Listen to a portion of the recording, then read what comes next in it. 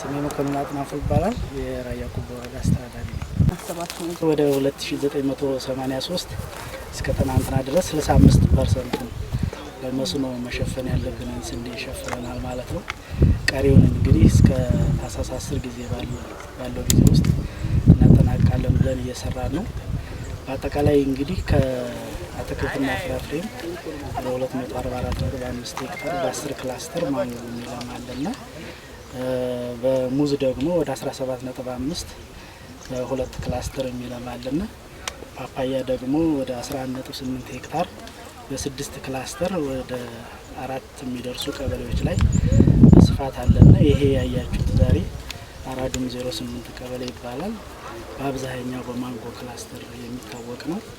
ስንዴም በዚሁ በክላስተር ደረጃ በወረዳ ደረጃ ያስጀመርንበት ዞናዊ ንቅናቄ በጋ ስንዴ ያስጀመርንበት ቀበሌ ነው።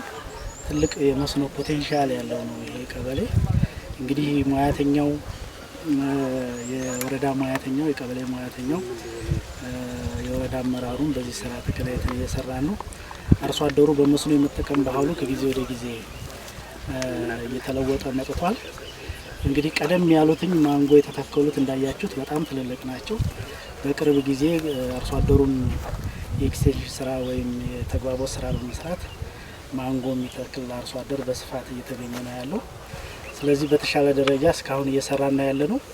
ቀደም ሲል ሰፊ ዝግጅት ይደረግ ነበር ሰላም በነበረበት ሁኔታ። አሁን ከዚህ ከእንትኑ ጋር ተያይዞ የዘር አቅርቦት ችግሮች አልፎ አልፎ ይታያሉ። የበጀት ውስንነትም ነበረ። አሁን ክልሉም እኛም እንደ ወረዳ አስተዳደር ምክር ቤት በጀት መድበን የችግኝ አቅርቦትን ከፍ ለማድረግ እየሰራ ነው ያለ ነው።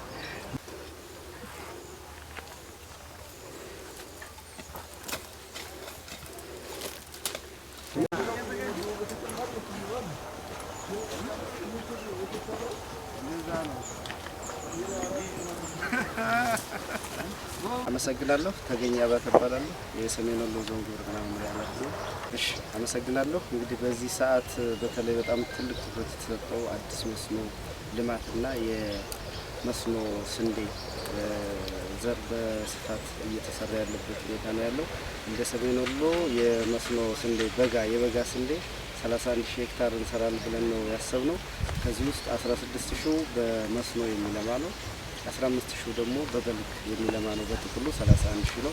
ከዚህ ውስጥ እስካሁን ሰዓት ድረስ በመስኖ 6,000 ሄክታር ለመዝራት ሞክረናል እና ስራው አሁን ሰብሉ ዘግይቶ ስለነበር እየተነሳ ያለው በአሁኑ ሰዓት እስከ 6,000 ሄክታር አካባቢ ለማልማት ችለናልና ያው በየጊዜው እየጨመረ የሚሄድ ልማት ነው። ከዛ ውጭ የበልጉ ደግሞ የሚቀጥለው ላይ ከጥር በኋላ በሚዘንበው ዝናብ መሰረት አድርገን 15,000 ሄክታራችንን በዛ የሚሸፍን ነው የሚሆነው።